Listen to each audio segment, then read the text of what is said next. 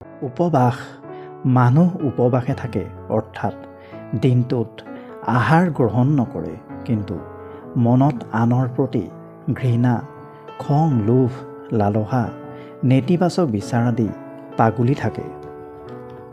গতিকে উপবাসে থকাৰ কিবা অৰ্থ থাকিলনে বাৰু? সদায় মন পবিত্ৰ আৰু শুদ্ধ কৰিহে উপবাসে থাকিব লাগে।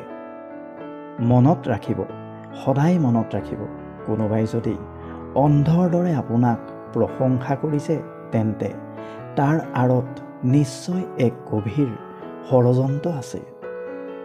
কাৰণ প্ৰশংসা নামৰ দলঙৰ তলেৰে সদায় স্বাৰ্থৰহে নৈ বয়।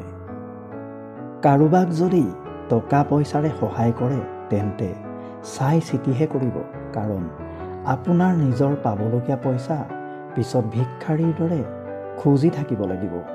মানুহৰ এটা আচৰিত গুণ, কোনো ব্যক্তিৰ মৃত্যু হ'লে কান্দে আৰু জীয়াই থাকোঁতে সেইগৰাকী ব্যক্তিকে কন্দুৱায়। কোনো ব্যক্তিৰ আচল চৰিত্ৰ কেনেকৈ গম পাব পাৰি জানেনে? যেতিয়া ব্যক্তিগৰাকীৰ আপোনাৰ লগত কোনো স্বাৰ্থ নাথাকে।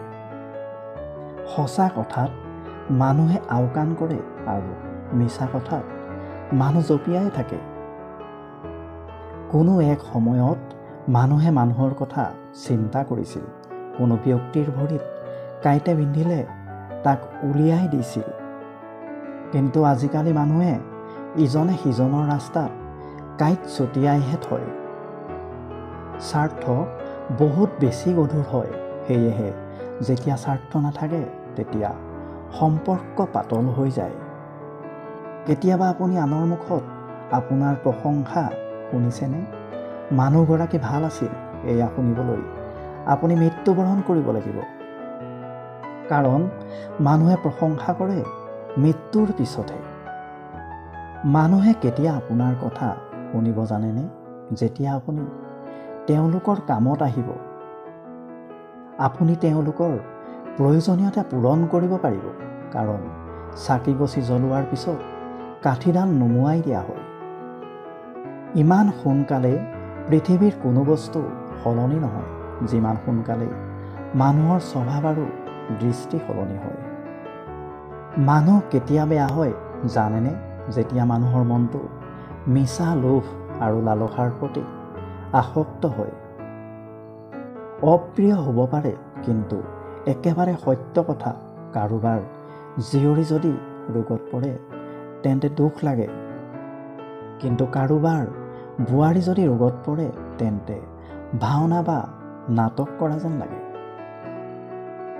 দাপোনৰ সন্মুখত সকলোৱে নিজকে সজাই পৰাই, কিন্তু দাপোনৰ নিচিনা কোনেও অন্তৰখন নিকা নকৰে।